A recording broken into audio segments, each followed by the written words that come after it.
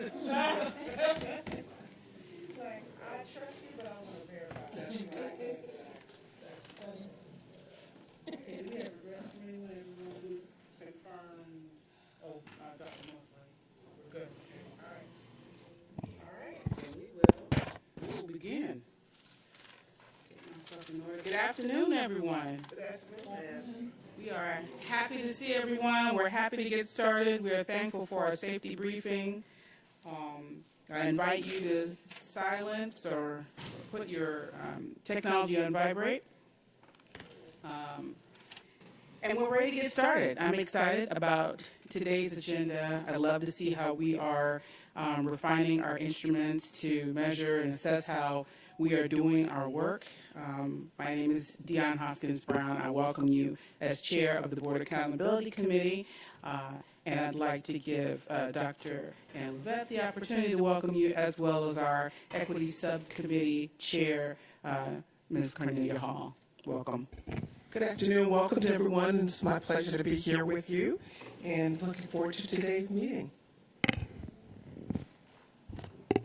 Good afternoon. And the chair has graciously given me a few minutes at the end of the meeting to kind of update us on what we're doing with the Equity Subcommittee. Thank you. And true to her form as an educator, she gave us all reading homework to complete prior to today's meeting. And I want you to know I read all 4 of my articles that were sent. So. Good. I'll entertain a motion to approve the agenda. Is there a second? Okay. Any modifications need to be made to the agenda by staff or committee members? Okay. Hearing no discussion on that, all in favor of approving the agenda signify by saying aye. Aye. Okay. The nays may do the same. And abstentions. All right. It passes. You have received minutes in advance of the November meeting. These were transmitted and they're also available publicly.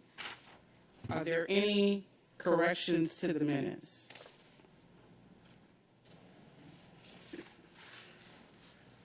I'll entertain a motion to approve the minutes. So moved. Second.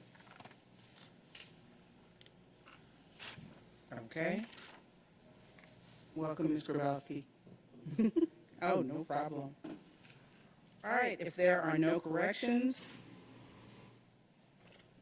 all in favor of accepting the minutes as printed signify by saying aye. Aye. Nays and abstentions. Okay, the minutes and the agenda stand approved. Now for the good stuff. We're going to hear 2 updates, one on the school Chevron report template, and then the charter school Chevron report template and technical guide. And then after that, we are going to break into an informal discussion led by the Equity Subcommittee. So at this time, I invite staff to start us talking about the overall school Chevron template. Hello, Mr. Feliciano. Hello, Dr. Dion Hoskins Brown. It's good to be here to talk about the Chevron report. This is something we're very proud of. It's a visual representation of a summary of a school that provides demographic information, background information, and also performance in a simple to see and read report that will be available to the public. Presenting on the school Chevron report will be Christy Collins-Rylander. I'm always happy to see Christy Collins-Rylander. She always has good information. Good afternoon, and thank you so much for having me. And we'll get started with our school Chevron reports.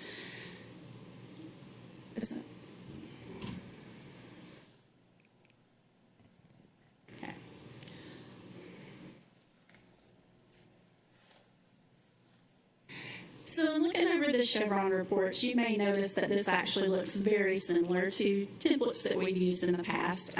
We believe the last time that these were updated and discussed was probably in 2019. And the template that we are looking at currently is the one that we use typically to report on our schools with designations. And so in this instance, we've presented it as if it was a targeted and support and improvement school. In the past, we also did these for our turnaround eligible schools. And so essentially they're designed to make sure that we are monitoring the progress of our schools that have some sort of state or federal designation. Over on the top left-hand side of the report, you're going to see information about the school enrollment relative to the district average within the same grade bands. We provide information on funding and per student funding costs. On the right side, we have our background and demographic information, where we are comparing the school to the district average within the same grade band for our various demographic indicators, students with disabilities, English learners, statuses such as that, as well as we look at mobility rates, attendance, behavior as measured by the weighted suspension rate, and we are also looking at our teacher and staffing information, including teacher turnover, vacancies, and teacher attendance. Below that section, you'll see a comparison of the racial ethnicity breakdown of the school relative to the district. And on the left side, there's a box that says impact factors. And that is the area that we have provided where the school will have an opportunity to talk about things that may have affected their data and their outcomes that may not be captured elsewhere in the report. At the bottom of page 1, we have a scatter plot or a bubble chart that shows GMAS achievement relative to MAP growth. And again, with the indication that this will be a school year 21-22 report. And that is a little bit of a change from what we've seen in the past. In the past, we have utilized GMAS achievement and GMAS progress as measured by the student growth percentiles. However, we had to make an adjustment for this 2022 school year because we do not anticipate that the Georgia Department of Education will be producing the student growth percentiles for GMAS. And so we made that adjustment in these reports. You'll also notice in that school climate area closer to the top of the page right under the map, we have that indicated as not available as well because we are not anticipating that we will have school climate scores from the Georgia Department of Education for 2022. Ms. Collins-Rylander, I just want to ask this just for the purpose of the record. So you mentioned that we're using this and designing this for schools that would have designations. But if we should happen to want to run a special report for any school, this is the template for any school that we would report on. Correct. Okay. I just wanted the public to know that. Thank you. Thank you. Dr. Hopkins Brown, is there some reason we could not have that? Is it labor intensive? Is that why we wouldn't get?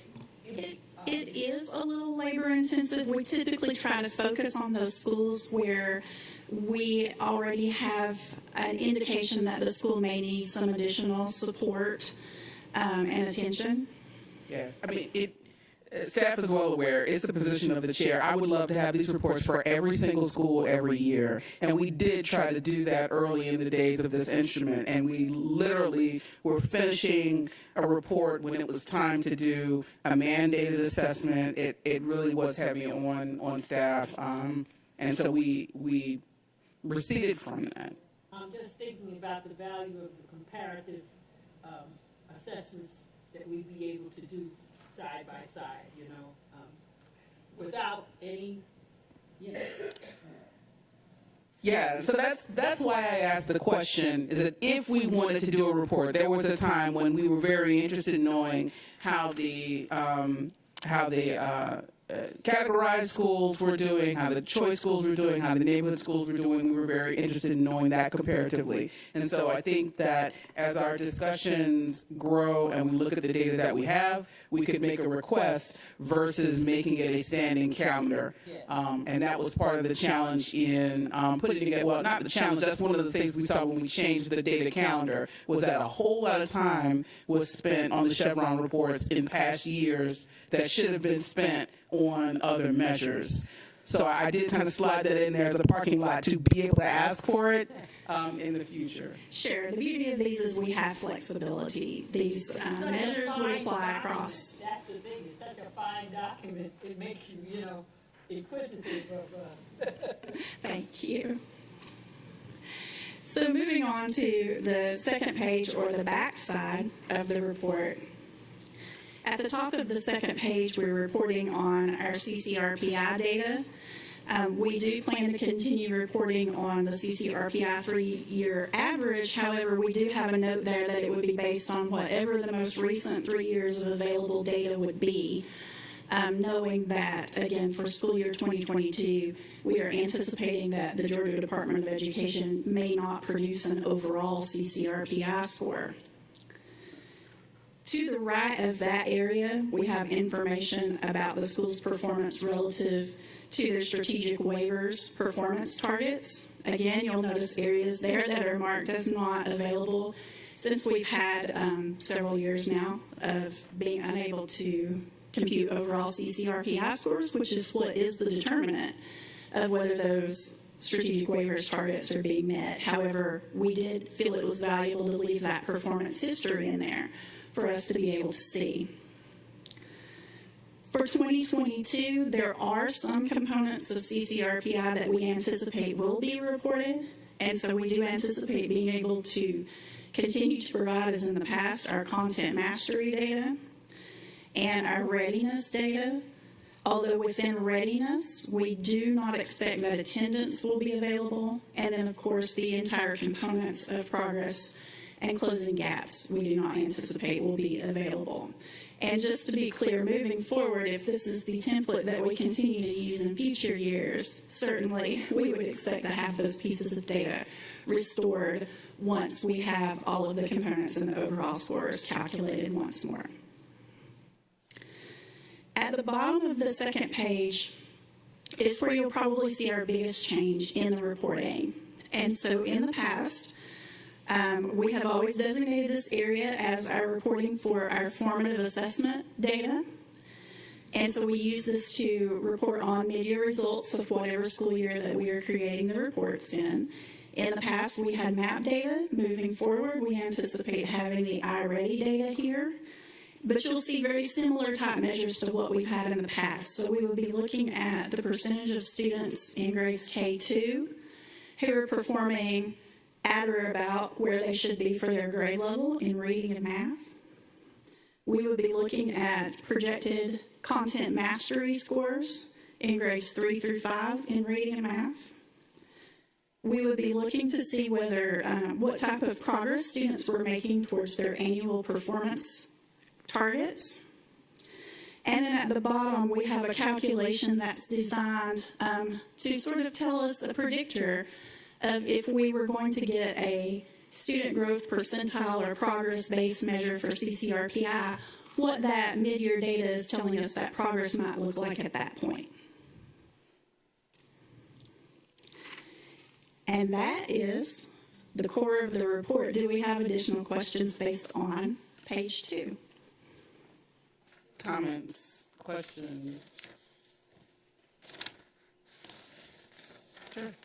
So thank you for the overview. With iReady, having the estimate that's at the bottom, does iReady provide recommendations or guidance to the teachers in the classroom or the schools of how to get more of the unlikely to somewhat likely to the likely, and to get less of the red and more of the green?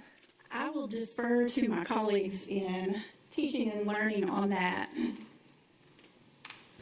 afternoon. To answer that question, the answer is yes.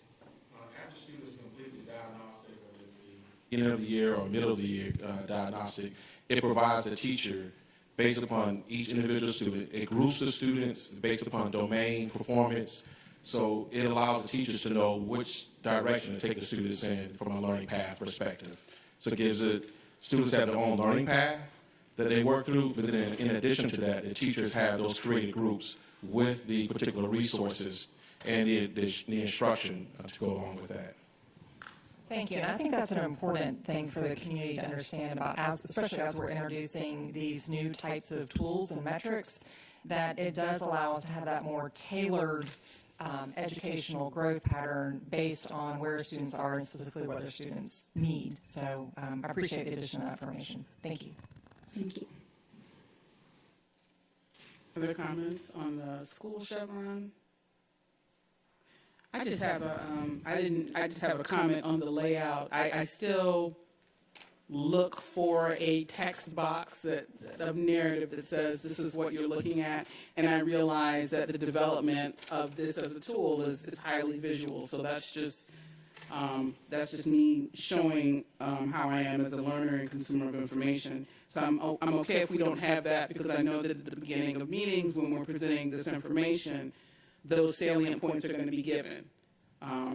But a minor comment is that I find the iReady output kind of difficult to read. I saw this a couple of times, and only just now did I realize that the 3 graphics on the left are all reading, and the 3 graphics on the right are all math. And so maybe 2 transparent color boxes that let you know that everything in this section is going to be math or reading, or just make math and reading significantly larger text than the 3 measures, so you know that they're headers. I think that would be helpful. So we'll see this used starting this spring. So one of the things I'd like to say, just as Christy said, we wanted to make sure that the indicators on here were more long-term, even though the state has not produced them. We still want to list them there to show the community these are the indicators we feel are important, and we want to continue tracking them.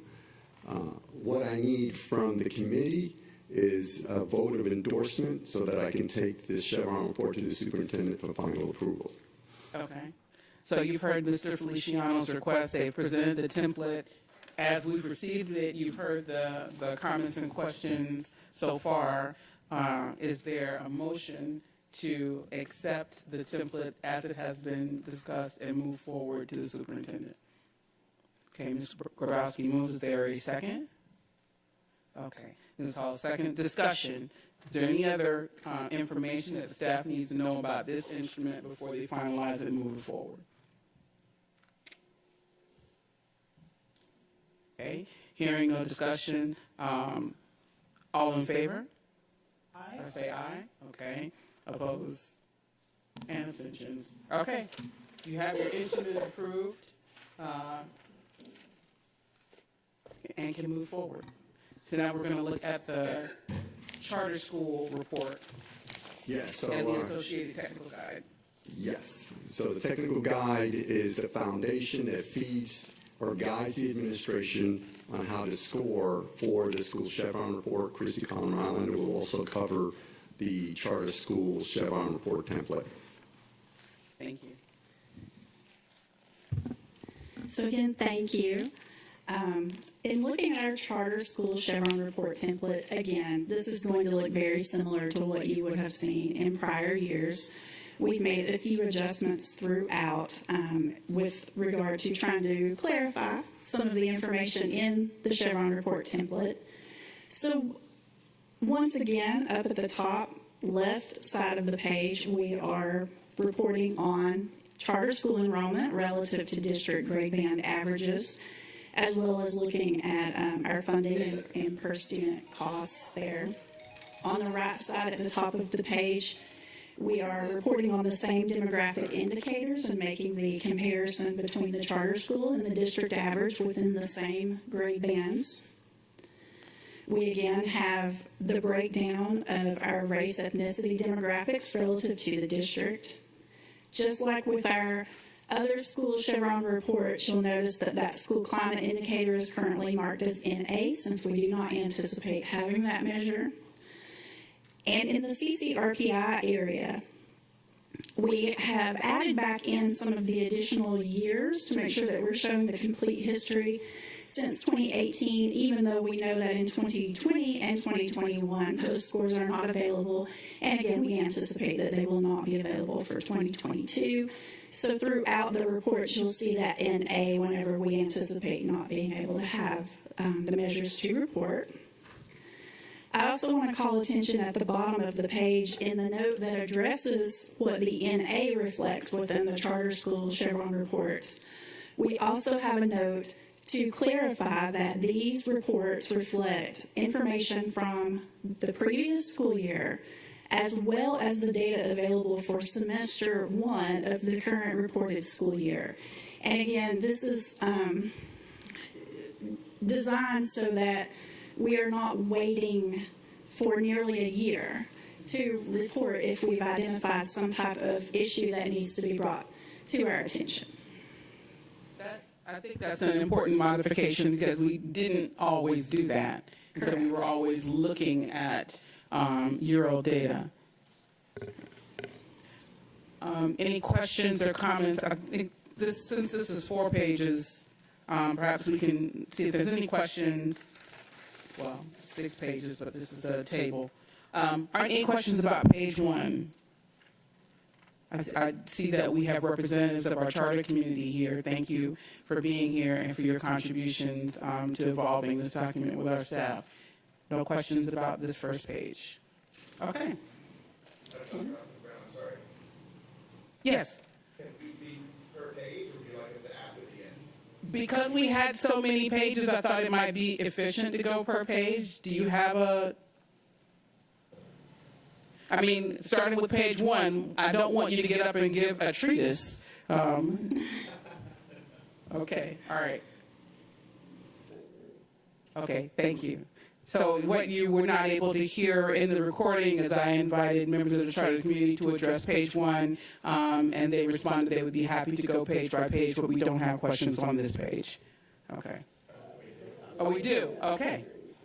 So just the question about the CCRPI calculation. Can you stand, is that mic on? I'm sorry, I think I surprised the technology team with interaction. Good afternoon, everyone. Okay, very good. Peter Thank you. Ulrich, Tab Gallen Maritime Academy. Thank you for the opportunity to speak. Just really quickly, when we're looking at page 1 and the CCRPI scores, there were 6 years average for the school reports, and there's 4 years here. 6 years of comparison data. There's 4 years of comparison data for charter schools, and there was a 3-year average for the CCRPI score on the school report, and I'm just wondering why the difference. So with the charter schools and with the schools, so with this, first of all, let me go back with the school-based reports. Keeping in mind that when we first designed that template, that was really designed with the aim that we were going to be reporting on our designated schools. And one of the primary ways that the state and the federal government designate schools is based on a 3-year CCRPI average. And so that is why that was included in that way. With the charter schools, we're a little bit more interested in that longer-term performance history over time. We, however, did not want to go back before 2018 because of the calculation changes that took place. And so that's why we cut it off with 2018. All right, thank you.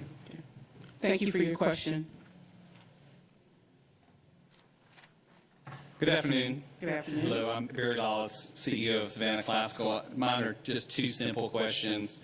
On the page 1 of the district schools where it talks about absences of students and the weighted suspension rates, on the district schools it said S1 out beside it, and ours it doesn't. I don't know if that's just an omission or if ours is just S1, semester 1, I'm assuming.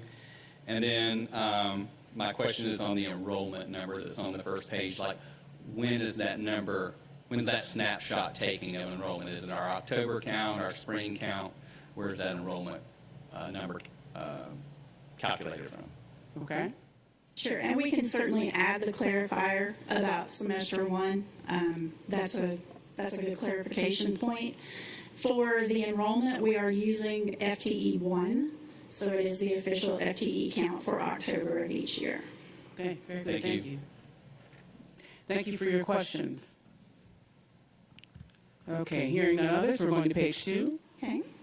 So on page 2, at the top of the page, we did update our header to try to help further reinforce that idea that we are reporting on both the prior year and semester 1 of the current year. In the past, we only had one school year listed there, and we think that it was a little bit more transparent to include both of the school years that we're looking at. The top section is designed to report on the status for our scoring for whatever the current year is that we are reporting on. Whereas the section below that is designed to show more of the historical scores over time. So you can get a sense of how performance may have changed or maintained over time. In the legend with the flags, we did make an addition with the yellow flag that has always been an indicator that a domain was scored between 70 to 79, indicating that support and improvement are needed. We added a designation there to say that that also can denote if we have identified a support and improvement deficiency, and that will be covered when we talk more in the technical guide about what a support and improvement deficiency may constitute. At the bottom of page 2, in past years, we have reported very similar to what we did with the School Chevron reports on GMAS, achievement, and growth. But you'll note for the charter schools, we have that listed as not available. And that is because we could not really substitute in the district formative assessment scores for growth, knowing that we would not be having, in all likelihood, the GMAS-based student growth percentiles, because not all of our charter schools participate in the same district formative assessment. So we just noted that as the data would not be available, at least for the upcoming school year. Right. Okay. Any questions about this page?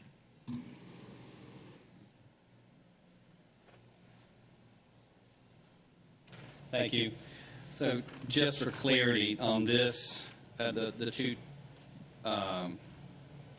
sections in the page, the very top one is for current school year as well as the previous school year, so you have a snapshot of where we are. And prior to this Chevron report, it's always been historical. It's been a year behind. In our February board meeting, there was a change where it had snapshot and historical. So this is looking like we are changed the report in the last Chevron report as well as this one. And so we asked for that Chevron report to be recalculated based on the original indicators, and we haven't gotten that. So it's just a point of clarity that was this change being made today, or was it already made prior to the Board Accountability Commission committee approving it? Okay, so let me get clarification. You made a request for that recalculation when and in what form? I sent that to Mr. Feliciano and the board chairman as well as board members. And so... But that's... All right, so you sent that to staff, and because that's a staff operation, so the board members wouldn't have done anything with it. So did the staff receive and process that request? I can respond to the question. Okay. What we'll do is we'll compare historical Chevron reports to the latest one that was produced to validate the information that's being provided. The Chevron report being presented today is for the future 2023. Okay. So these changes apply moving forward, not historically. Okay. Does that address your concern? That was part one. Part two was in the Chevron report that was generated in FY this year in February had data from the previous year as well as this year, which is different than what the Board Accountability Commission committee approved. So was the one that was produced in February produced outside of the permission of the Board Accountability Commission, and it was just a draft, or is it official? So the official one is what we are about to vote on. The format remains official until we change it, and I think this is being presented for adoption just like the previous one was. Yes. So there's not really any such thing as something being produced outside of the permission of the committee if it's in a format that was previously approved. So these are back to back. The next action happens at this meeting. Right. That's right. Maybe I'm not thinking I'm saying that clear enough. So there was a Chevron report that was produced in a certain way, and then it was changed in February. That was different than what was previously approved by this committee. Now we're changing officially in this committee. So the one that was produced in February that was produced differently than what the committee approved, was that a draft, and should it come out of the public domain, and should we put the correctly calculated Chevron report in the public domain? Okay, I think since the purpose of this particular question session is to address page 2, is I'm going to table your question until the end of this discussion, and we're going to move forward in the presentation. But I do understand your question, but I think it kind of has a misunderstanding of the alignment of the day-to-day operations of the data division and the oversight of the accountability committee. But we can return to it. Thank you. You're welcome.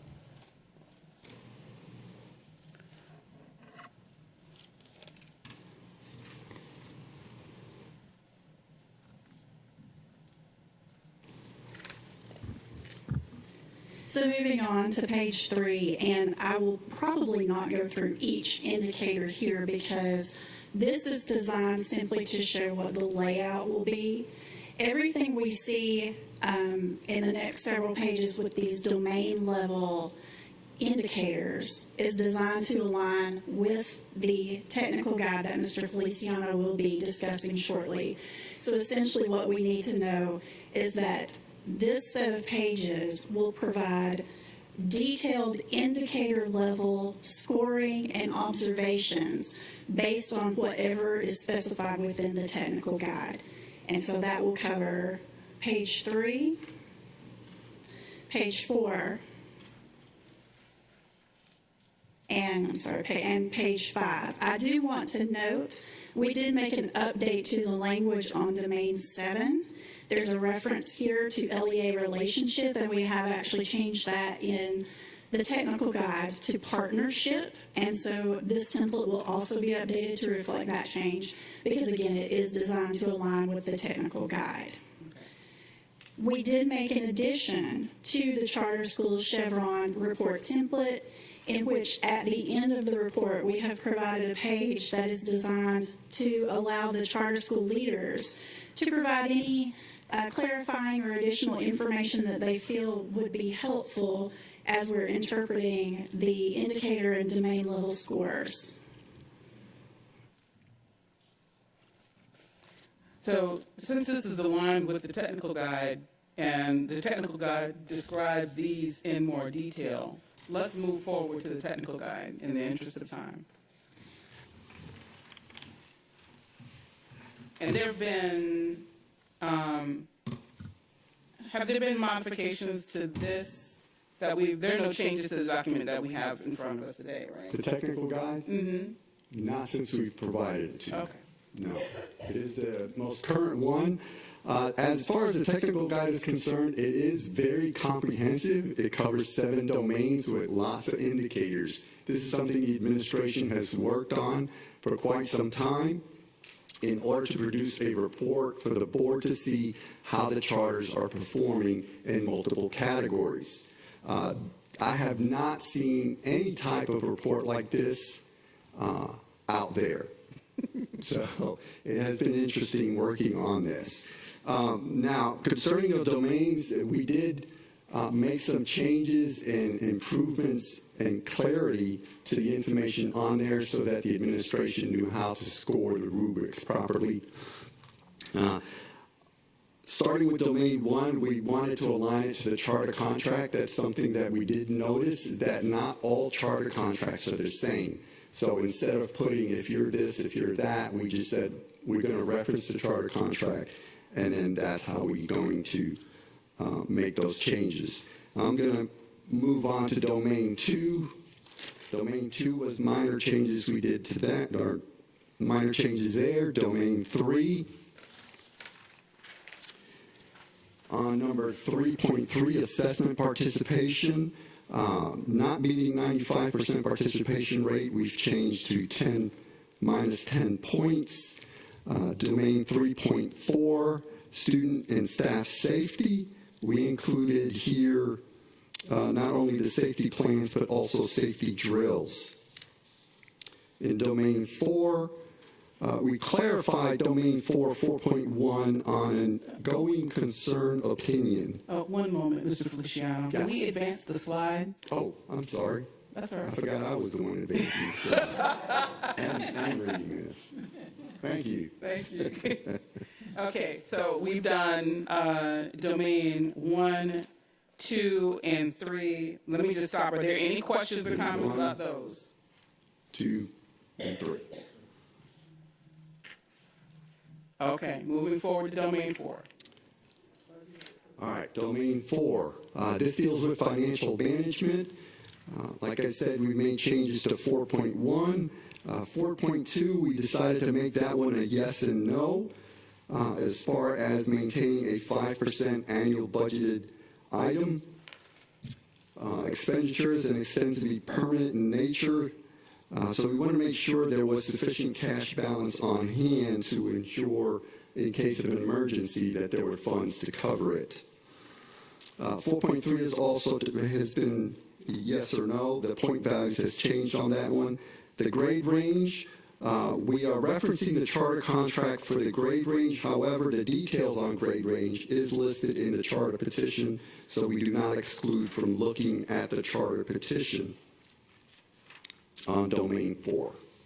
I have a question that applies to 4.3, 5.4, and 6.2, and that is that 4.3, the measures that the school complies with all applicable laws, rules, regulations, and provisions of the charter contract related to procurement items not administered by the district. And the additional information, the evidence is that procurement processes should follow established laws, vendors are treated fairly, high-quality goods, and the like. So it's concerning to me that items like 4.3, 5.4, and 6.2 that are aligned with legal standards and that could expose us to risk don't have a negative value when they're not met. And I'm just looking at that mathematically. It's like if there's risk, like someone could be injured, could be hurt, or someone could go to jail. If you fail to meet it, I'm wondering why it's just 0 versus not negative. That's a very good point. We did not consider that, the negative value on that. As a college professor in the last week of school, and I find all kinds of negatives. I'm okay if it's not, if there's a reason it's not appropriate, but the flag that went up for me was exposure. The consequence of exposure versus, this is just not optimal, versus, someone could really be injured or harmed or, something like that. So I'm just asking the question, and I'll look for further discussion and feedback from others as we move forward. Yeah, that's definitely something we can huddle back and take into consideration if we should add a negative value on procurement rules. I know because we're using taxpayers' funds, it is important that rules and regulations that control that are followed to the letter. Okay. And it could be, it could be different. So maybe the consequences of not following a procurement rule are not as dire as student documentation associated with special education. It may be that, one or two things need to be negative and the other is more neutral. I'm just bringing it up for discussion since this is our first review of it. Ms. Hall. Yeah, it seems like if you're going to get into malfeasance, there would be degrees of it.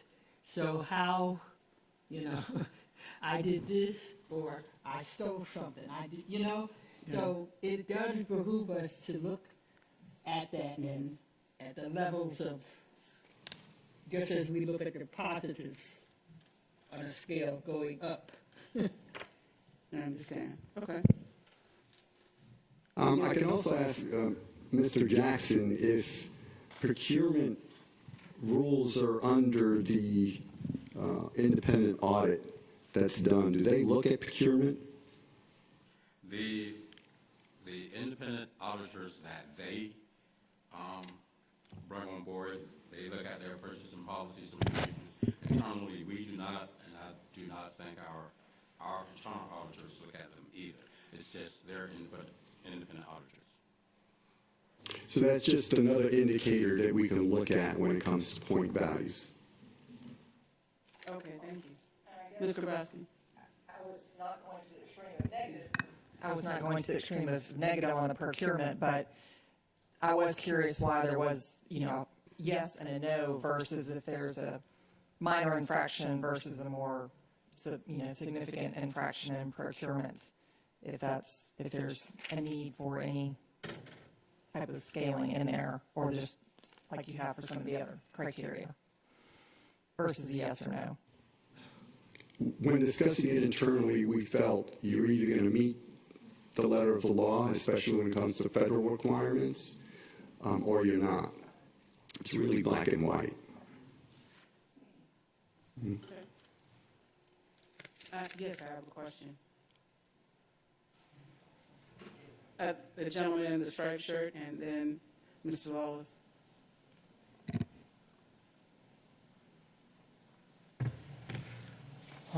Yes, thank you. Bill Kovach from Coastal Empire Montessori Charter School. Related to the fund balance 4.2, in the description, it talks about that the 5% annual budgeted expenditures is intended to be permanent in nature, and I was just wondering where that came from. Fund balances, as the district has as well, are fund balances is what's left over when you've done everything else, is what's at the bottom line. There's no guarantee that it's permanent in nature. A permanent fund balance would be an endowment or a foundation that is separated legally by the board. There's no requirement in our contract stating that we have to have a permanent 5% fund balance going on. And so I have an issue with the 5%. I have no problem. I have an issue with calling it a permanent fund balance. It could dip down to 4.25 in a given week and back up to 14 the next day. But that I have an issue with that one. I'd like the board to address that particular language about permanency. Okay. May I ask the staff a question about that now before you go to your next question? So is that just imprecise language, or was there some intention around using the word permanent? I see head nodding yes. I will let Mr. Jackson, our CFO. Our intent was that they maintain a fund balance that would be available if they had any emergencies, pretty much similar to what the school district has in place. The permanent in nature, I believe that came forth as a kind of a practice. I'm not sure if it's in law or in their charter agreements or applications, but it's just a common practice that we wanted to kind of push forward, push along to the charter schools. Is that accounting language or? Not for the charters. Okay. For a school district, there is. A school district has a requirement, and in a sense, we were trying to mimic that. So okay. I could rephrase, what I could do is, and Mr. Jackson could endorse this. This will be based upon 5% of annual budgeted expenditures and not subject to drawdown. Would that still work? I still have an issue with that. Okay, you still have an issue with that. The bottom line is the 5, we'll maintain is that 365 days, 24 hours per day. Mm-hmm. Is, the whole question comes up with, I believe when you're saying, shall maintain, at the end of the year, at the end of the audit period, at the end of every month. I mean, it's too global to be measured on, because somebody could come in and say it was 4.98%. You guys got toasted. Yeah, your point is well taken, and I just conferred with the superintendent about kind of what the intention is that it's more consistent 5%. But if you have an emergency and you need to dip into it, then you're going to dip into it and you're going to go below that 5%. So I think the language can be worked on, and the superintendent can work with her team. I don't know if you want to address it or whether that represents your... I think we were looking for consistency just as we would be with the school district. You know, there are points in the year when the fund balance is different, is certainly at a different point than it is. It's different in October than it might be in June or July. So we are looking for consistency, and I think we can work on language. It's the dedicating to actually having a fund balance, understanding the flow, ebb and flow of the amount may change. Understood, but I think his point is correct. If it's permanent, it's a trust or an endowment. It means you never touch it, it never changes, you're only spending interest on it. So I think I understand what you're saying about the ability to be flexible, and I think the team can work on that. Yes, ma'am. And just one further point, and that is the 5% was not selected arbitrarily. We actually referred back to the charter contract, which references the fact that all charters must maintain a debt asset ratio that is below 95%. So that 5% relates to that language in the charter contract. Thank you. So the concern is not with the percentage, it's the enforcement of that value over time. And the language, yes, because things change. You know, I mean, emergencies come up. I think we would all agree on, and surprises come up, yes. Understood. Thank you. You have another question about Domain 4? Yes, under 4.3, the procurement rules. I guess my question again is under the details, and that is that who judges this, and how is it judged? It's, you know, there's a question there about vendors are treated fairly. I would assume that there are days that my vendors don't feel that they're being treated fairly. If we're having a disagreement over a bill that they sent me, and I think that the bill was wrong, they think that the bill was right, they'd like me to pay it and ask for money back. I'd like to not pay it and have settle it before I send the money. That's just part of the give and take in a normal business environment. So I think that when we start using terms about, you know, some of these items about they're happy, things are treated fairly, you know, et cetera, that we run into problems on personal interpretation of some of those broad languages that could be used. Thank you. So those measures are going to be like customer feedback measures, similar to what we use in district procurement, or are there measures? That particular question is asked of the charter. Is that correct? So we do not investigate this particular indicator. We ask the charter to respond whether they comply or not. Okay, unless a vendor comes to the district to file a complaint on a charter, then the protocol would be, did you discuss this with the charter first? Did you try to resolve it with the charter? What was the outcome before the district gets involved? Understood. So this is really more the possible evidence. If you have vendors that come forward and say, yes, we're all happy, you say they're all happy, and the evidence is letters or documentation that says, yes, they are happy, then that is what's provided. But it's not evaluated by us. It's evidenced by you, however you think best to measure it. Okay.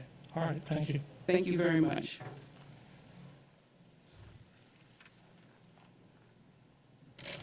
Good afternoon, Stephanie Babcock-Wright from Coastal Empire Montessori. My question is about 4.4. The school meets grade range enrollment projections as stated on the charter contract. The language from our charter contract says that the school's total enrollment shall not exceed blank during the term of the charter.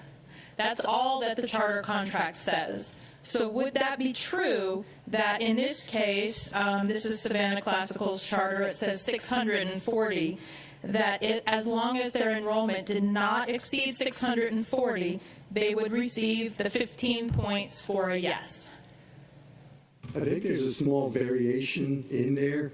What we would be looking for, either severe under-enrollment or severe over-enrollment. When we look at our FTE count, if you're within, you know, a certain percentage, that's fine. Okay, so since we're bound to the charter contract, and the language says the school's total enrollment shall not exceed 640, in my mind, no evaluation of a severe departure from that would invalidate the language that says shall not exceed 640. All right, let me clarify something. There are times when you don't have a choice but exceed that number. But I'm talking about small numbers. For example, if you hire a parent that has a child that can attend that school, by law you have to admit that child, even though you exceed the contract requirements. I'm not aware of that law being waived. Well, that's for, I'll have to, Right. a teacher with a child. So I want to, because I want us to move to the equity discussion at 4:30, what we see here as board members is that you have the contract, but also the petition, and the petition did have projections. And that was my understanding of where that assessment was going to come from, not just the contract, but also the petition. And often when we get the presentations on the report of the status of charter schools, we get a description of what's happening in terms of the enrollment and how that affects the projections, and we're able to get an understanding of that. So it appears to me that these three sources ought to be able to provide the information that would allow the staff to assess grade range and enrollment. Is there any other information that we ought to be considering that's not here?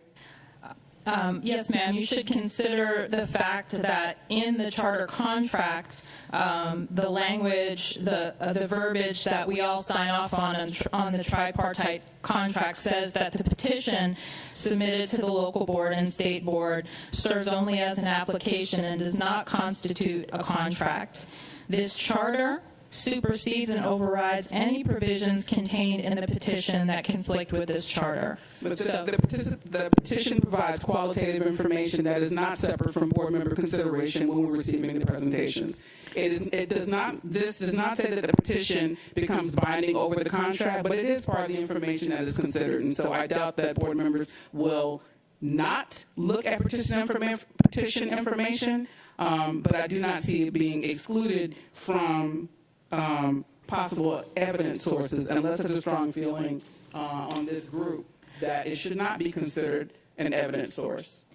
Well, then, in interest of moving on, I would suggest then that if the petition is going to be used as possible evidence source, knowing that it's made at one point in time and is expected to span 5 years, that you revert to a scaled score instead of a all or nothing score, because it's more appropriate to reflect the weight of a 5-year enrollment projection in a petition that's not legally binding. Thank you. I appreciate that comment, and I'll ask that the staff investigate it with the superintendent and let us know how that can be addressed. Is this on Domain 4? It is on, yes, but a different point. Okay, very briefly, please. Yes. So I agree with what Stephanie said at the end, and Ms. Grabowski was saying earlier when we were talking about vendor relationships and, whether that was a perception of that. So relationship and vendors being happy is not a legal requirement. I understand, and I'm sorry to interrupt, but because I do want to move to the other part, you said you had a separate question, one that I assume had not been addressed by a previous speaker. Yeah, so, this was not about the charter contract. This is about the vendor, the language in the vendor contract and vendor satisfaction that was addressed by the previous speaker. Do you have another part of that? My point is asking for a scale score versus a 0 or all or nothing. Okay, thank you very much. Can we get that in our notes to consider?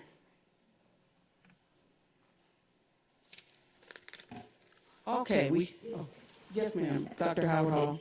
Yes, if it's a scale score, will it be like a percentage if it's within 5% of going over or 5% less? If you look at it like to determine a scale score as opposed to yes, no. It'll be a percentage. Like a percentage, okay. Like something like a threshold type within 15% or over or under?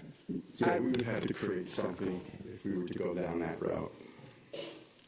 I will look for the recommendation from the team. I would be curious to know which laws, provisions, or regulations are we going to decide that we're not going to follow or that are okay to not comply with. But we work with very smart people, so I know recommendations can come. Okay, we have domain 5. All right, domain 5 is human resource management. We clarified 5.1 on federal notification requirements not being met. That is a negative 20 points. On 5.2, we did add guidance, timeline, and deadline. This is following Godot's recommendations and guidance when it comes to evaluating staff. On 5.3, employee rights, we did modify this on unresolved complaints, 2 or more unresolved complaints. Typically, if the district receives a complaint, we refer them to the charters, and the charters resolve it. So those won't lose any points in that situation, but if it's unresolved and it comes to us and we have to be involved, then we're looking at point deductions.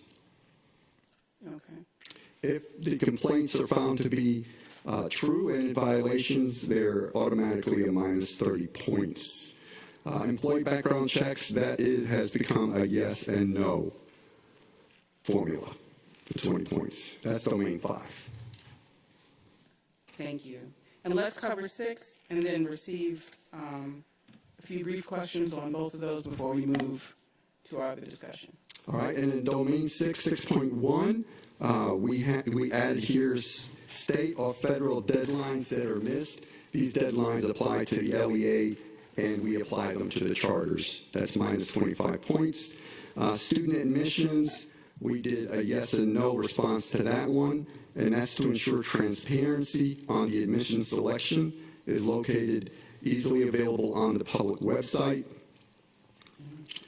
And that is domain 6. So that's 5 and 6. Thank you.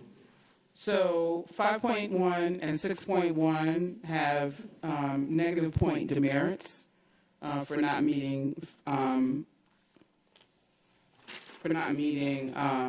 federal or state guidelines, and then there are other more specific changes made to the formula for 5.2, 3, and 4, and 6.3, and 6.3. So are there questions? And let me just make this an announcement. I think in the interest of doing this well and doing this right, it's not necessary for us to ratify this document today. I think there are really strong comments that have been made about it that we can ask staff to consider, answer, revise for us, and bring it for approval at another time. And so I don't want our community members to feel like this is being rushed into place. These are helpful comments. So I'm sorry, I interrupted you. Yes, there's a question. And Ms. Kowalski. Just a quick question on 6.1. Under the formula, there will be 2 formulas then instead of one. One is for local deadlines and one is for the state and federal. I guess the question on the local deadlines are that I can give perfect examples, but we sometimes at the charter don't hear about the due dates until very close to what they are from the local perspective. And so, just recently I received a request on Monday, I think it was due on Thursday, but the deadline for the district to respond wasn't until a month after that. So, I think getting judged on deadlines that we have no input into what they are, or are they reasonable, or are they timely, or did the notification get made, et cetera, and losing points off of those is not, there's an equity question in all of that about setting arbitrary deadlines because of also staffing levels that the district might have 18 or 5 or 3 people work on something, and we have a quarter part-time person trying to pull those together. So I think there ought to be some issues there. We can fix that, can we not? The notification process? Okay. I wasn't aware of that, but that is discrete. That's something that can be fixed. Yeah, and then just reasonableness in setting those deadlines as to, you know, I have a deadline on November 30th. I want the information by October 15th. It's like, well, that's 45 days, you know, to pull all that together. From the district's perspective, we might get a 5-day notice to pull that all together. So, and with almost no staff, it's a very difficult challenge on time because we do have substantially smaller administrative staff than the district does. Right. Thank you for that observation. We are aware of that from when we are looking at our personnel matters, that there's significantly fewer individuals to execute these tasks. So thank you. Ms. Grabowski. My question was actually very similar in that if we have a federal or a state deadline, that are we requesting that requiring that information from our charters at a certain point certain in advance, so that if that first deadline is missed, it's whatever, a month before ours, is that another trigger? So it's a similar type of comment. It seems like a calendar or schedule could easily resolve. Yeah, we follow that method with our traditional schools too. We provide an internal deadline and not the state or federal deadline. So we do have an internal deadline for them. Is there an intentional person who's responsible for that, who they can depend upon getting that information to them? Well, multiple departments have deadlines that report to the state or report to the federal government, and usually they disseminate that information. It's typically cyclical, some of that information. Sometimes it could be a request made at the last minute, but those things will be noted. Obviously, when we score this or we ask the charter schools, we will know, they can make that information known to us that, hey, this request was done at the last minute, so it wasn't fair to us to be scored that way. But the expectation is to provide sufficient time for the information to be collected. It has gotten much better over the years. Okay, well, that's awesome. That's good. I was just going to say, I don't think it's intentional, but one of the things that I've noticed is that since we went from an all principals group to a principals and then charter principals group, sometimes people don't remember there's a charter principals group. And so we're not included on the email, and by the time we get it, it's hours before it's due. Okay.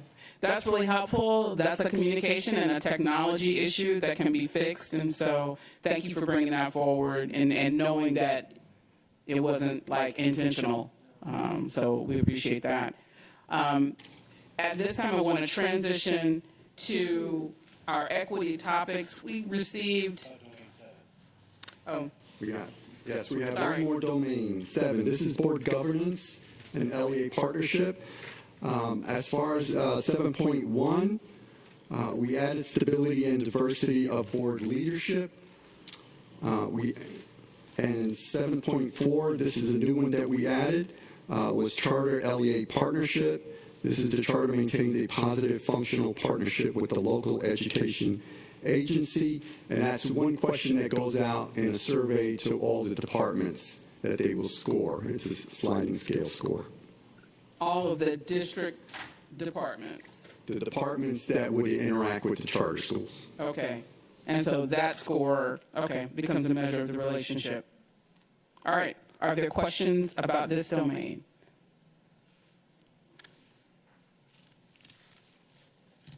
Thank you. I was just going to say, on the other, has gotten a lot better, including us on emails. Oh, terrific. So on this one, I've asked this question about how we're rated by the departments. And Mr. Feliciano talked about this one question that goes out to the departments.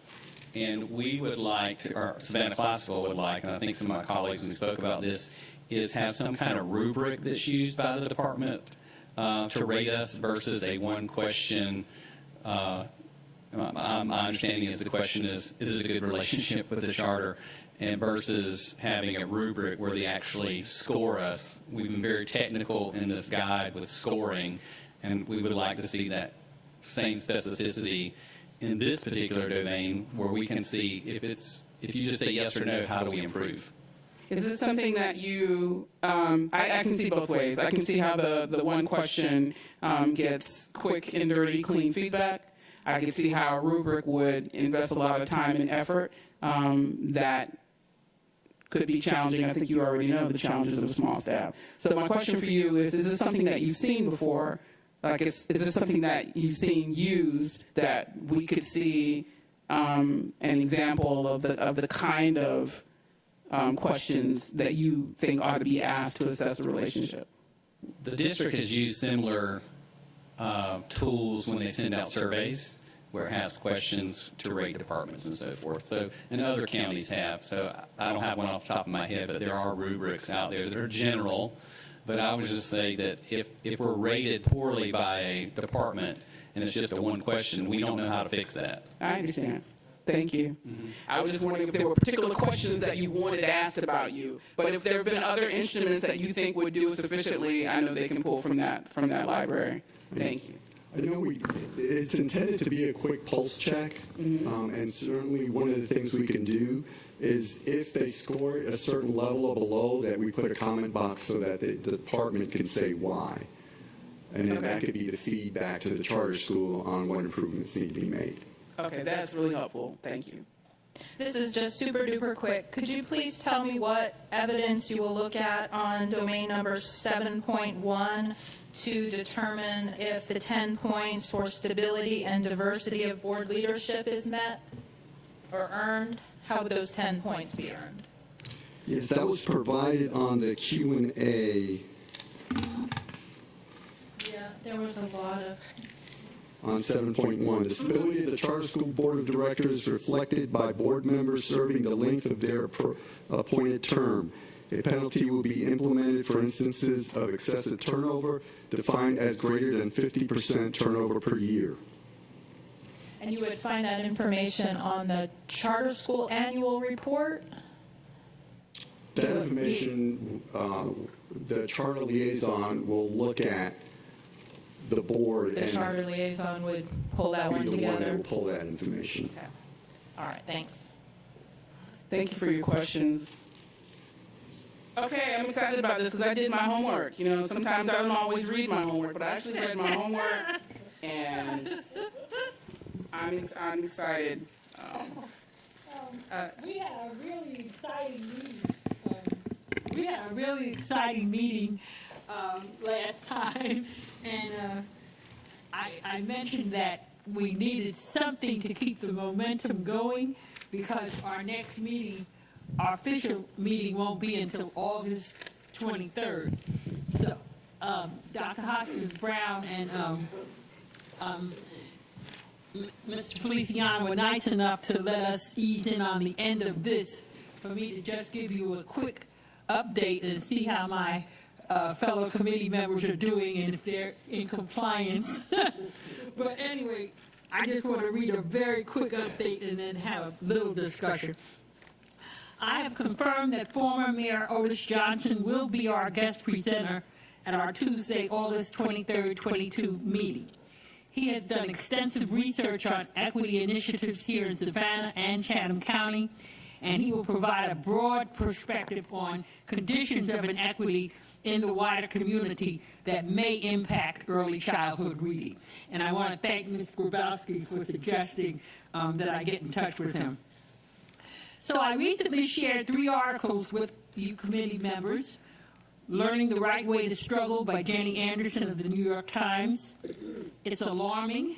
Children Are Severely Behind in Reading by Dana Goldstein, also of the New York Times. And Why Some People Become Lifelong Readers by Joe Pinsker of The Atlantic. And I know you say, now, who's kind of thinks she's giving us some homework? But of course, that's all voluntary. But I thought it an important part of our work that we be abreast of current ideas and trends regarding early childhood reading efforts and issues. When we ask for resources to make our school programs more equitable, we should have developed a razor-sharp focus on exactly what practices need to be implemented or discarded, what the major pitfalls in our current instructional processes are, and the best way forward to reach our goal of all third graders reading and comprehending at grade level. So we'll be asking our associate superintendents for their expertise on these issues going forward, as well, of course, as our esteemed superintendent who brings a lifetime of experience in reading instruction to our district. We will also await the findings of the focus group Mr. Feliciano will convene. And to improve our preparedness for this task, I invite any of you to share information and articles of interest that you find with the rest of us. I was really encouraged by the article on learning the right way to struggle, because it not only offered struggling students the devices to overcome their failures, it created an actual mindset for what a child should do when experiencing struggle. They are taught to tell themselves, your brain grows at the bottom, referring to the bottom of the learning pit, an imaginary place they have been taught to go when something they are learning gets difficult. They also know what is needed to get out of the pit: hard work, friends, and a caring teacher. One student in the article remarked at this, a feeling of such excitement when he climbs up and out of the other side of the pit. So the learning pit is a metaphor of one strategy that leads into the idea that struggle is something to be embraced, not feared. It's a way of teaching students to be comfortable with being outside of their comfort zone, the areas in their lives where learning is easy. And I was thinking what a tremendous paradigm shift for beginning readers in early childhood to embrace struggle rather than avoid it. I mean, actually, that could become an approach to living your whole life. So in closing, I'd like to ask for any comments committee members may have on the articles I shared, and if you think they're important in terms, and Dr. Levette, I'd like you in on this discussion, if you feel that's important for us as committee members to be aware of what's happening nationally with our reading problems. Well, I guess I'll go first. Okay. I read these articles kind of hurriedly, but my major attention was on the point that children at a very early level need proper teaching with phonics. And we've gotten away from this, and until we are able to come back to this, and the article even talked about teachers need to be taught how to teach phonics again. And they get this practice and have books around that they're interested in reading. Well, farm animals, or, you know, they named even certain books that they could have. This spurred their interest. I have a little one that knows everything about dinosaurs. He can talk to you all day about dinosaurs. But we're fighting with that reading. I want him to be able to identify the word, pterodactyl when he sees it. And that comes with that early learning with phonics. Thank you very much for your time. Yeah. I see a hand in the back. Yes. Yes, Dr. Hancock. I couldn't have paid Ms. Hines to say that last time. Thank you, Ms. Hines. I owe you some money. No, just kidding. With the district, we recently purchased K-3 Wilson Foundation kits for every elementary K-3 teacher. So they teach reading, our EIP teachers got them, and our special education teachers got them, and our ESOL teachers got the Wilson Foundation kits. We also have revamped professional learning for training for teachers to do the full program. We've been doing Wilson Foundations for years across the district, but perhaps a teacher was sharing a kit with another teacher and she wasn't able to do the full program. Having the CARES funding that allowed us to purchase this, has a new reinforced emphasis on the phonics teaching, which I agree with you, is the foundation. And so we're really excited about what's coming with Wilson Foundations, with every teacher having their hands on those kits. Additionally, the school district is involved in a grant for Wilson Reading Systems, and I think it's 11 schools, where we're getting the Tier 3 and 4 interventions for our ESOL, special education, and EIP teachers. We got a grant from the state on that, so training is coming for that as well. But I didn't want to let the time go by and not tell you that every K-3 teacher has their new Wilson Foundations phonics kit. Terrific. Mr. Johnson? I don't remember exactly where I read this article, so I apologize for that.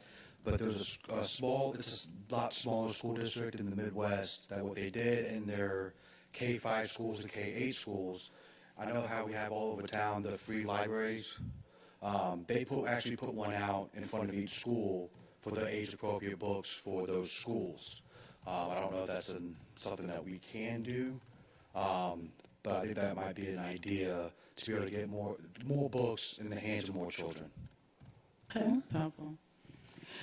I appreciated these readings, and I saw a lot of my experiences reflected in them.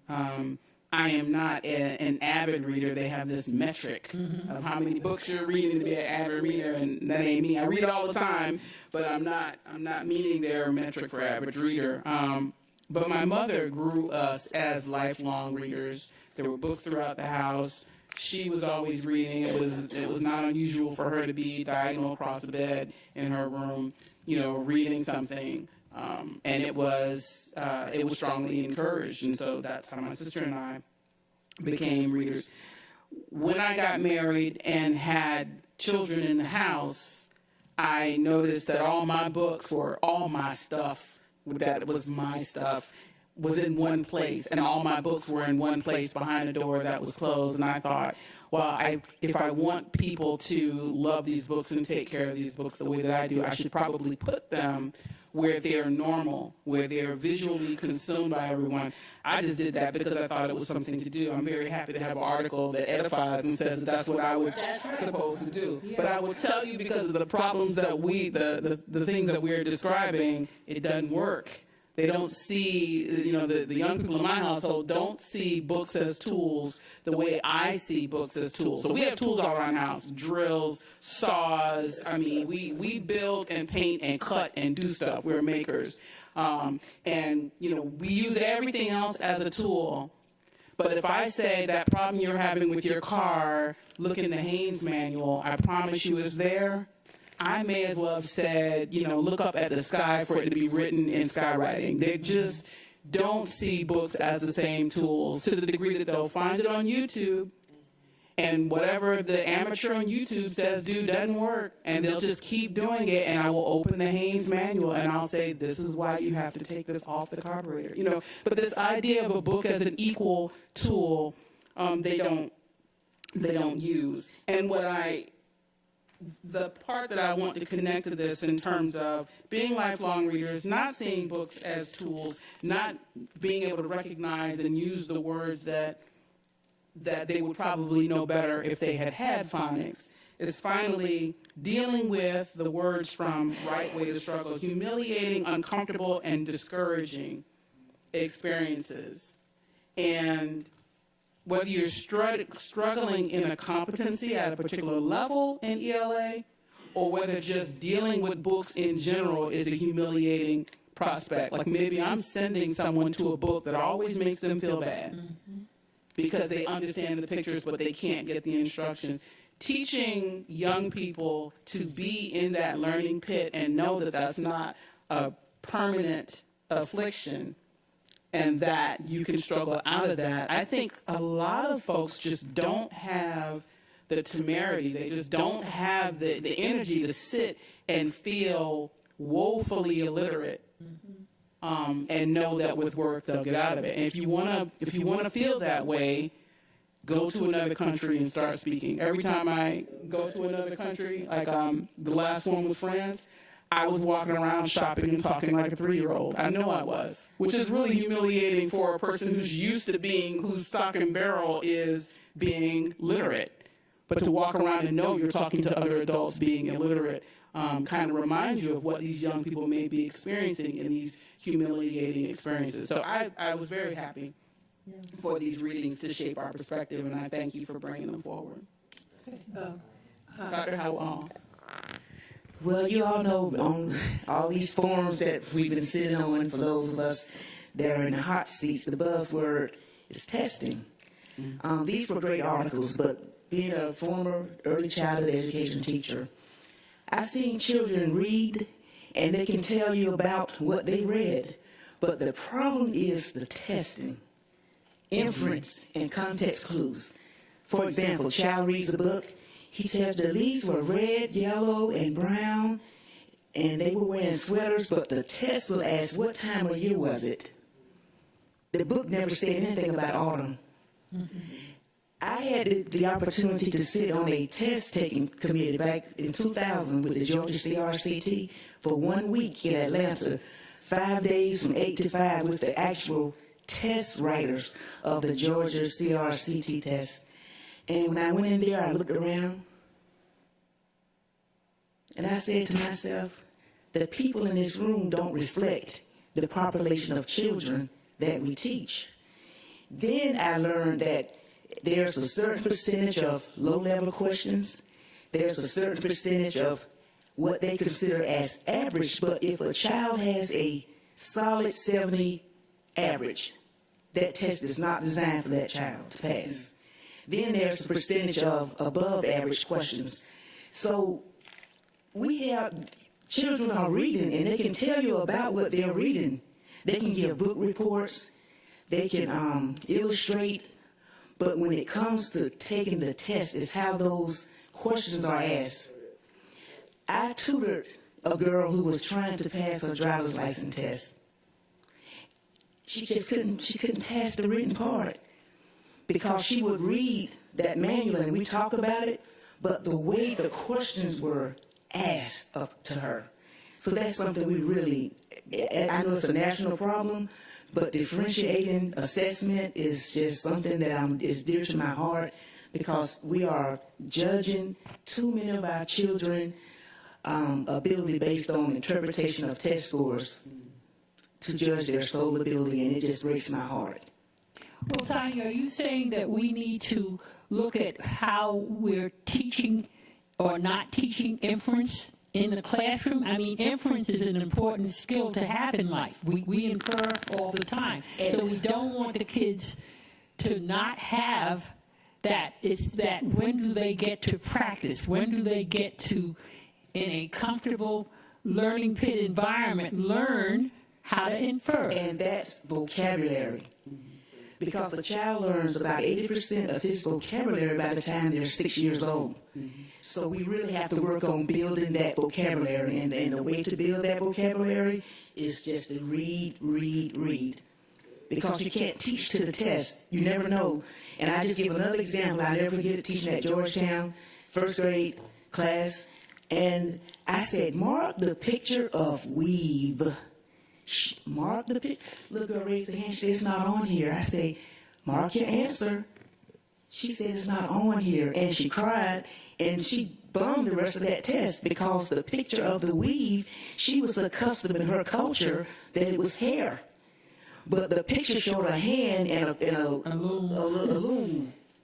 So it's just it's biased and it's so unfair. So it taught me to talk about weaving, of course, a month later after the test. You don't ever teach to the test. But it's just all about vocabulary. It's about where you're from, what part of the United States you're from. In that room of people, they were from Iowa, Utah, and everywhere. So you're going to base vocabulary on from where you are, where you live. Right. And that's absolutely. And that's, you said that it's culture is also privilege encased. More people than we are comfortable with don't have a seasonal wardrobe. You wear this shirt at this time, and you wear two shirts when it's colder. And so the idea that you're going to infer a situation from possessions that you may not have is inherently biased. So I think between the bias and certainly the bias is very strong. I'm reading now Case by Isabel Wilkerson. And we talk a lot about, I'm not deep into it, so I'm not going to be more and more upset as I go in, Ms. Hall, because I know you've read it. Yes. Dr. Lorette says I'm going to be upset. But there's redemption in it. We talk about race, and for the 10, 11 years I've been on the board, when we look at our disparities in data, it always makes me upset because it breaks down in gender, it breaks down on race. But really what we see in race, and particularly in our district, is caste. It is class. Yeah. And think that as we have these conversations, we can really address that better. I'd like to get back to Dr. Hancock's thoughts, though, about phonics and the fact that teachers have these kits. And this is just a question I'm throwing out there. Is every teacher necessarily a good reading teacher? Because I'm a good teacher, I can tell you, I'm an excellent social studies teacher. I can teach social studies all day and night. I'm not a good reading teacher because I don't have the patience. I want you to get it right now, and if you don't, I'm looking at you crazy. I'm not a good reading teacher. So should I have that kit, Dr. Hancock, and do my best when Ms. Grabowski is a reading teacher all night and day long? Why can't we organize, and Dr. Levette, I know you're looking at me, but why can't we organize so the best reading teachers are teaching reading, and the best social studies teachers are teaching something else? Because I don't believe, why are these kids thriving over here in this classroom? And it's the same curriculum, the same kits, the same school, the same principal, but the kids over here are not thriving. What is that? And I swear I believe it gets down to whether the teacher and the subject area connect. Pre-K through second. Is passionate about that subject or not. Pre-K through second teachers, pre-K through second can teach reading. Pre-K through second. I believe it. I started in Chicago, Tanya. I was a second grade teacher. I couldn't teach. I could teach it, but I didn't have the mindset to tell these kids, pretend when you can't understand a word, pretend that you're in a learning pit, pretend you're this, and help those kids learn how to do that. That wouldn't cross my mind. How long did you teach second grade? Not long, because I had a principal who agreed that you weren't good. That's not my forte. That's right. But she found out that I was excellent in other areas, and that's what I'm just saying. That we have to train our teachers. There has to be something. Dr. Levette, what do you think about this? I am convinced the office is bugged. We have these conversations all the time about how we prepare teachers, and we prepare our elementary teachers with, of course, a literacy focus. But you're right, not everyone teaches reading well, and we understand that. So the onus is on us once we've hired them to determine how well they teach, and that's why you have some schools that departmentalize, and when they departmentalize, we seem to have better results. I'm also a big advocate of looping also. And I know that people don't like looping, but I think if I worked with you all last year, I know you, so I want to just move up to the next level with you. That reduces the amount of time that I need to spend. I think overall what we need to see are different practices that are supported by the structure as well, because you do also know that a lot of what we do in terms of practice is defined by how we record people being a part of our system.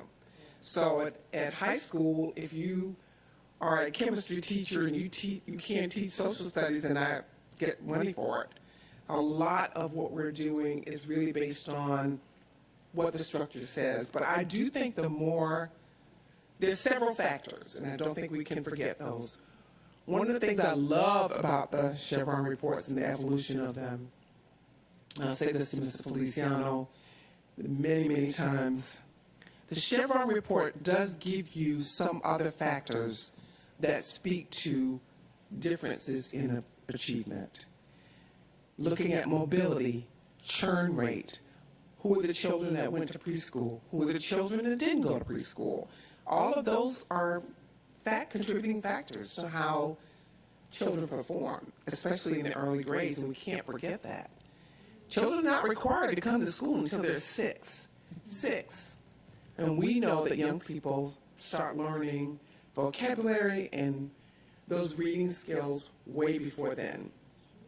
If they don't, those kindergarten and first grade teachers have a lot of work to do. That's why when people are running around, oh, they're not reading, they ought to be, you are forgetting that perhaps for 6 years, I did not have access to those young people. So when teachers have them and they are indeed reading as they get further into their elementary years, it's because someone has done a tremendous amount of work. At the end of every year, you want children to reflect at least 9 months' growth. But when Dion comes in and she's 6 years old and she can read Wikipedia and the Encyclopedia Britannica, and she can use polysyllabic words and write a dissertation at 6. And I'm over here, and I've never been in school. I'm trying to learn how to socialize to a school environment. And your first and last name. And I'm trying to learn my formal first and last name. That is a reality. So Ms. Hines is the teacher. She's dealing with Dion, who could probably teach the class with her, and she's dealing with me. So those teachers at those early ages are doing a lot of work, and it is often disregarded. And I will quote another person who says, because the children aren't reading where they need to be at 3rd grade, doesn't mean we stop reading. We stop teaching them. They are continually learning. Now, I will say that we struggle very often because some teachers don't want, they know that teaching reading is not their forte. And then, of course, in our circles, it's whole word, phonics, decoding, all of that. We do need to use different tools because certain tools work best for non-readers and certain tools work best for those who already have mastered those skills. Key to all of this is teacher training. We mustn't assume that because one has the tools that they know how to use them. And I do hope we'll, get with it and finally figure out that some people may be best at teaching reading to non-readers. Some people may be best at teaching literacy and writing, oracy. Some people are best at that. Most of the time, we're just trying to make sure that we get a highly qualified person as it relates to certification. But I also say that we need to do some additional work to find out just who's in the building and how skilled are they, and making sure that our professional development is tuned to build skills and also to maximize the skills that they have. But this could be like a day-long workshop. Yes. I think what we are doing as we look at children and how they're growing and learning to read, we must first recognize that not all children are the same. This is not Bluebell ice cream where you get certain ingredients and you're going to make a certain product. All the children bring different skills and different needs to the table, and the learning has to be individualized in order for us to make sure that we're meeting their needs. Because you have some kids who can come in and read, but they may be behind developmentally in other ways. So because somebody can read doesn't mean that they are like all around in developing typically. So there's a lot of work that's done, and I would never lose an opportunity to thank our teachers for the work that they do. They do a yeoman's job with dealing with the 27, 22, whatever number is before them, developing relationships with them, but also personalizing the learning so that young people can make progress. At the end of every year, I want to see them move to the next point. Lots of factors come into play. If you're not there, I may not be able to teach you. Remember, they're supposed to be there 180 days. So many of them, for various reasons, may not be there. So many of them may not be able to complete homework at home for various reasons that we all are aware of. Some of them do not have that kind of supportive environment, and some do. So there are very, very important reasons that not all children. If you have more than one child, grew up in the same house but didn't grow up in the same family. Your first child grew up very differently than your second child did, or your third child. So think about that in the classroom. those children are bringing in different experiences. So it's something that we need to look at and get away from this idea that on April the 24th, we took a test at 10 o'clock, and that might have been a day that I wasn't feeling well, so I didn't perform well, and the rest of my future is determined by how I was feeling at that time. Well, Dr. Levette, what Tanya was saying about the tests and all, would it help us if we spent more time and more incentives to teachers on growth than on this whole achievement thing? If you can move a kid from this to that, you're going to get a bonus, because that's the key there, the growth. Not that I'm not at grade level, but that I've come 10 months. That's phenomenal. So that teacher deserves that credit, as opposed to whether I'm at the grade level and, she gets kudos because I'm at grade level. There are certainly more states that are moving in that direction and more progressive. We do hope that the pandemic allows us to look at the individual situations that call for us to look at growth. The way we look at it, we want every child to demonstrate growth. Now, that also means you have to be there. We have to be able to interact with you. So there are still some conditions that we have to define. But clearly, there's some children who may not be present and still demonstrate 9 months worth of growth. So I think we have to remember we are not dealing with ice cream. We are dealing with human beings, and each of those children bring a different experience to the classroom. And because I may not be able to read does not mean I'm not able to problem solve. They are sometimes much more creative than we think. They may not be able to do everything you want them to do, but they can do some other things. So I think we just need to remember that children are indeed children. They grow differently. Our job is to unwrap the gift that they offer, and each of them does offer at least one gift. But I love this kind of conversation because it helps us remember that the child sitting in front of us is that child. It's not the classroom, it's that child. And that child needs to be respected for whatever that child brings to the table. I have Dr. Howard Hall, Mr. Johnson, and then I'm going to adjourn us because I have to go pick up a child who's probably facing football practice. I just thought about something Ms. Hall said, and this is a true story. Teaching at Georgetown, first-year teacher, she was teaching 3rd grade, and I went down to her class and I said, "You are an awesome teacher, but 3rd grade is just not for you. You should be in a middle school or a high school." And just a few years ago, she was Teacher of the Year at that high school. Oh, wow. Yeah, you told me about that. I've heard that story before. So that's what I'm saying, yeah. Mr. Johnson. Kind of going with the whole, every child is different, even if they're the siblings, they still have a different family than the others.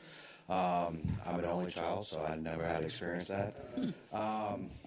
But one thing I would like to say, not only as a board member, but also as a parent, I think iReady is an incredible tool for this because it really does help individualize that for each child. It gives the teacher really an insight of where their strengths and weaknesses are, so that way they know where they could give that extra support.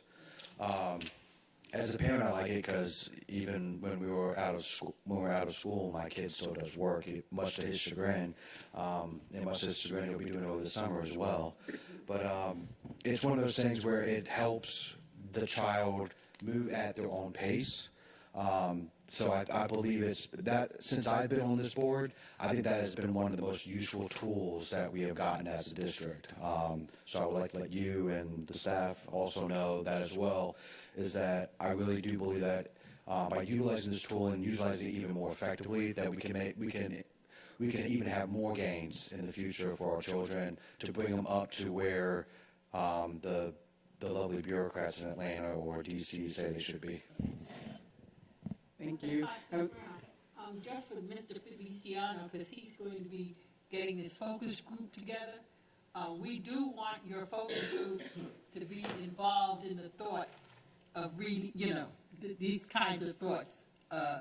So anybody who comes across an article that will enlighten any of us, please share it. because I do want us to be as knowledgeable as we can with this. And Dr. Levette said the structure of our schools and classrooms, that's something equity might really. I was going to get to that in terms of how we're using this information. All right, well, okay, you go on. Mr. Browski. Ms. Hall said I was being quiet. Yeah. I'm just taking it all in.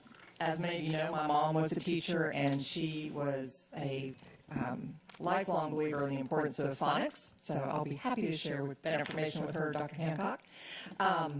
There's lots I can say, but in the interest of time, one question I did have about the Chevron reports was I know that in families, in lower income families, lower wealth families, there's often, they may hop from the cheapest rent to the cheapest rent, and then the schools change over time. I mean, they change multiple times sometimes in the same school year. We have 1,000 students who are homeless.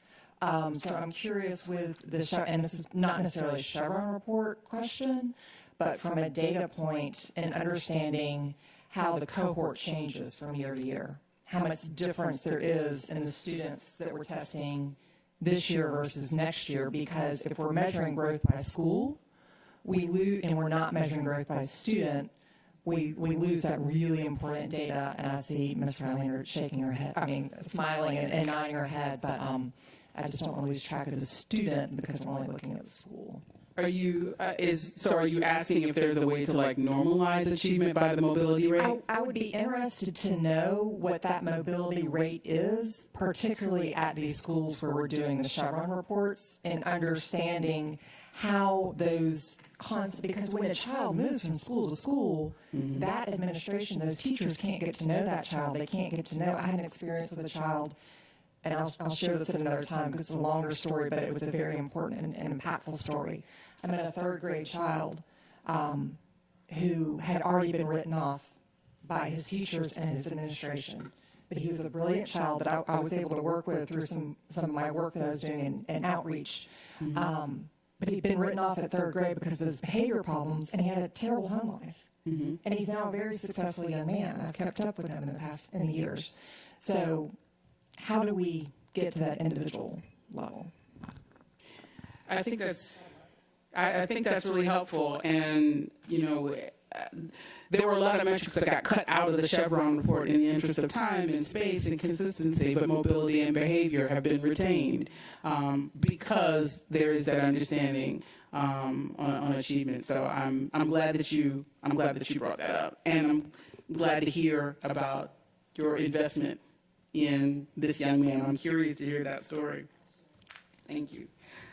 Before we adjourn, I just want to remind us of our charge of this subcommittee. This subcommittee is diagnostic and governing in nature. That's what the equity subcommittee is. So the board accountability committee is, let's look at how we're doing. It's reflective. The equity subcommittee was, okay, how do we dig deeper into what we know is the story behind some of these numbers? And so what I've heard is, you know, how do we act on what Ms. Hall's principal saw and said, I need to make a change that is going to be good for you and good for the young people? How do we capture that and then operationalize it? How do we invest in strategies that show effectiveness in achievement? How do we support effective placement and support of personnel that are really good in the things that they're really good in, that are needed in the places that they are needed? And that's part of the challenge that comes to the board and the governing sphere is when the budget comes to you, when approaches come to you, how do you, meaning us, how do we evaluate it as being able to address some of the ills that we're talking about in equity, in academic excellence, when we see the numbers in our Chevron reports? And when I was listening to Dr. Levette speak, the question I heard was our target. And our target is, how do we mass produce individual learning? If we could mass produce individual learning, then, you know, everybody would reach their highest level, depending, not depending on where they are, what their teacher preparation. If we could figure that out and build that into our programming and budgeting processes each year, it would be extraordinary. And so these are not just, it may sound like pontificating to people who are watching the recording or who are listening. We're not pontificating. We're chewing on this and we're figuring it out, because all of these reflections that we have do have an effect on governance and how we ought to be making decisions about schools and family and children and resources. So thank you for giving us an extra 17 minutes of your time. Yes. We appreciate the leadership on the staff for what they've presented. We look forward to, yes, a round of applause to Meredith. We appreciate the feedback that we've gotten from the charter schools to let us know parts of the instrument that need to be sharpened. And thank you, Ms. Hall, for you giving us homework. We stand adjourned. Our next meeting will be on July 26th in this room. Good meeting, man.